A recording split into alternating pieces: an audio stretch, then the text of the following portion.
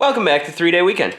Thanks for joining me. I'm here with White Lightning 2.0, and this is the machine. We just started putting it back together from tearing it down. We played with it and did some experiments and some drag races and stuff. Go check out those videos if you haven't done so already. But we're getting it back together, and we stopped last week because we kind of reached a point where we can get to the electrical system. Now, the electrical system, whoever had this machine before us, they just kind of rigged it up with whatever they had laying around.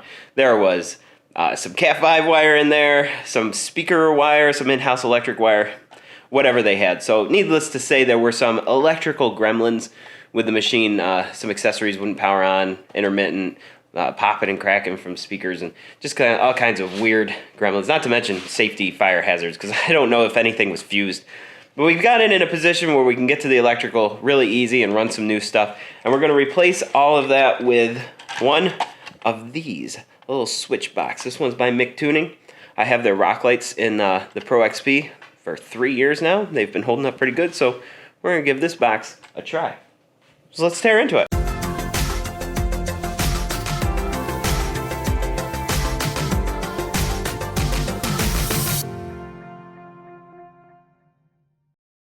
Here's the old way of switches. You just kind of put some rockers in there. Put some rockers in. These are factory, obviously. We got the winch one.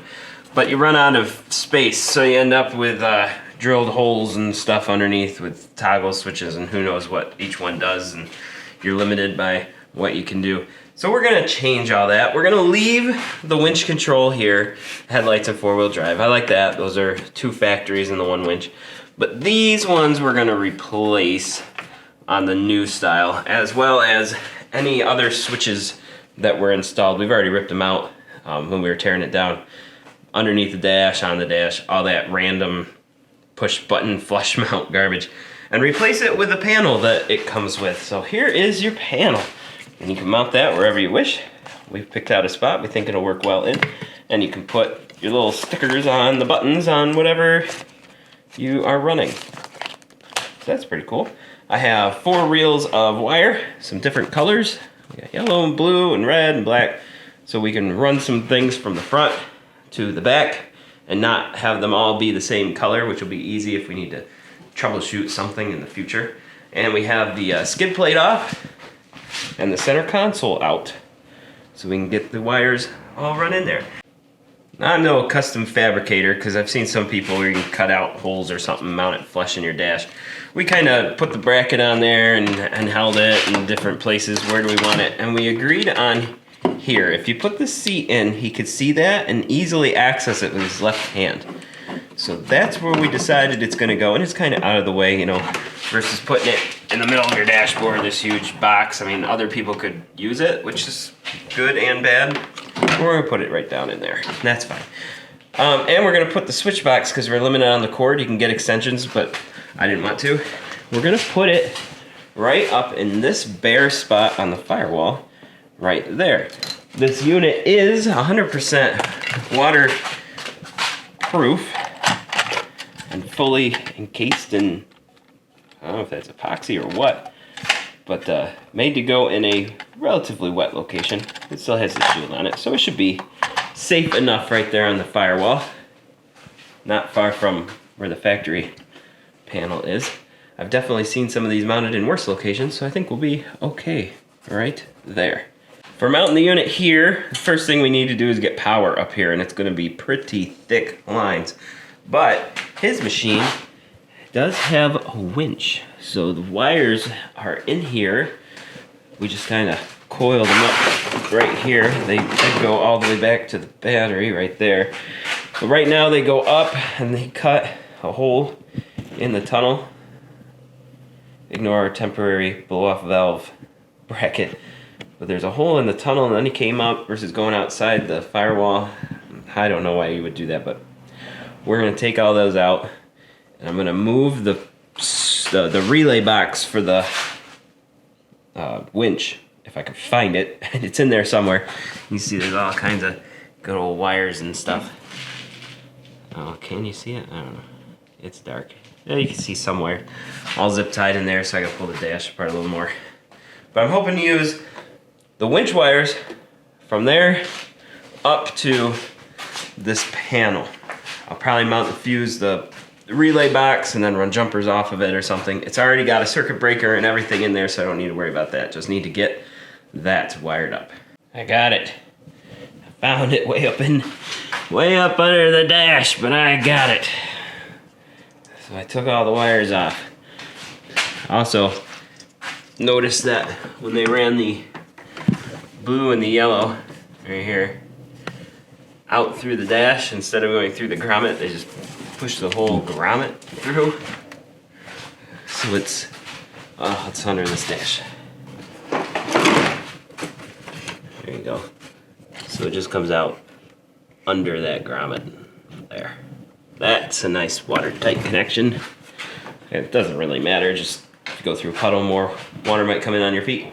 So we'll fix that grommet up too while we're at it.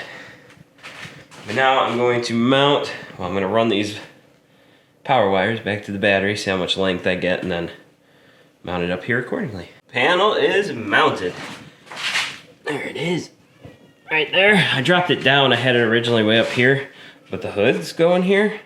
So I dropped it down so it's easily accessible from the wheel well. You know, in case trail side something happens, you need to get to it. There you go. That's there. I mounted the relay box for the winch down there. I basically took it from this side of the firewall and put it to this side of the firewall. Used the same screw holes and everything down there. Ran the wires up through the channel, zip tied them. They were far away from the drive shaft. I got to clean that up a little bit. Circuit breaker's mounted right there. That goes under the center console. And the battery wires go right there. I can clean that up just a little bit, but it is hooked up. So in theory, the winch should work. It does. And the machine should turn on.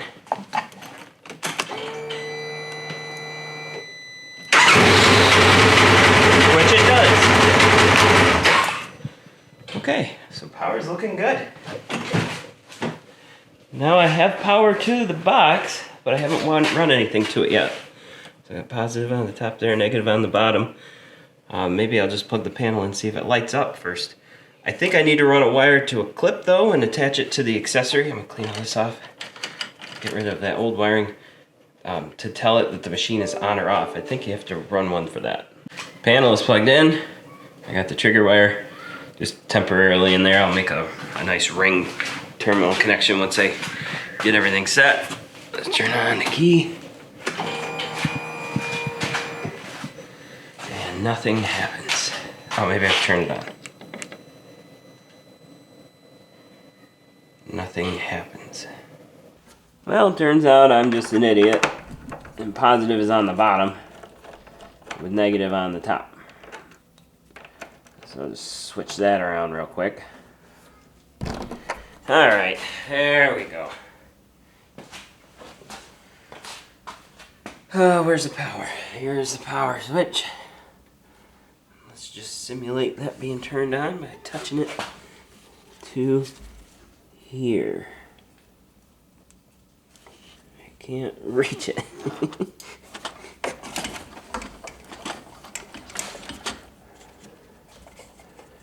Right here.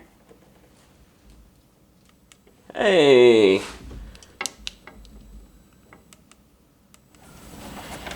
It turned on. But it's staying on. Why is it staying on? Ah, there's a toggle switch. Okay. So now if I touch this, it should work as expected. Let's see. Yeah, there, now it's on. So we can turn that on, say that device is on, unhook, it shuts off, reconnect. But apparently it resets altogether. That's kind of dumb. It should put it back to where it was. Alright, well, it is what it is. If you're getting this one and you don't mind it resetting every single time, it should work just fine. I've been working hard and every circuit has been connected. Obviously, I've got some zip tying and neatening of cable to do, but it is all hooked up. I found there's that little toggle switch from before, which is cool for testing because now it's on and I didn't have to turn the actual key on. This does reset every single time, and at first I thought that was kind of a downside, but I found that turning it on, it's nice to be able to pick and choose what you're running. So we've got that circuit, which I don't remember what it does. Oh, this goes to the light bar, which I haven't connected yet. Just hanging right there, because we're missing the front bumper. I have that circuit, which are the light, whip lights. Whip lights. In the back, yeah, there you go, that one works. That one, rock lights. See them green and red, looking good. Then I have this one, which are those lights. Yeah, those work good. And I have this one, which is the horn. Oh, that guy. See, I put the horns in there. Got those all tucked in. Those are loud. Then I have that one, which is the pods for his ride command. This one, which is the rear light bar. And this one, which is something else. Oh, his blow-off valve. You remember that little blow-off valve that makes all those goofy noises? And so he has the option to shut that off when he doesn't want it. So yeah, everything is connected. I'm at the point where I just gotta neaten up the wiring. I've been working on his pods, rock light pods. Mounted that right in there for him. And I'm running everything down through the tunnel so they'll be protected. I have his whip light controller, which will go, I'm thinking, right about here. So I'm at a point where I can start putting some panels on and seeing how it's all gonna go. So we're making progress. And a new belt is coming our way, so we'll have that going there too. So we just went riding with the other machine. Whew, it is cold and muddy out there. Testing the heater worked amazing. So I'm gonna keep going on this guy. There it is, all installed. Zip tied the wires, nice and neat, with the exception of this, because that's that blow-up valve, which will die any day now. Just a matter of time. Horns are in, wires are in, and we've installed it right there on the dashboard. Looks pretty cool. Just put a couple of blanks up in there for now. Oops, right there. Got a little voltmeter. Dual USB ports. I like that. And then we just turn that on. I made it blue. We got the bumper light, which isn't hooked up. Whip lights, rock lights, roof lights. I'm not doing the horn. Speakers, rear lights, and that goofy blow-off valve. We turn that on, and then this one is momentary for the horn. All the lights are on. Yay. Let me shut them all off. Very cool. Let's take a look at that wiring harness down below, huh? There's the harness. All the way through, all the way to the back. Ignore that one hanging down. I have to move the whip lights yet. But everything's zip tied nice and tight. The zip tie per inch ratio is pretty good. Keep it away from that prop shaft. Not too bad, a lot better than it was, that's for sure. Still have some neatening and organizing to do in there. I brought the hood in, figured we can get that hood installed, and then I realized that in order to install the hood, you have to pull the ROPS off. Totally forgot about it. Hopefully I can loosen the two joints in the back, just kind of lift it off. But we'll hit that next. And with that, I am out of time for the weekend. So we're gonna call it right there.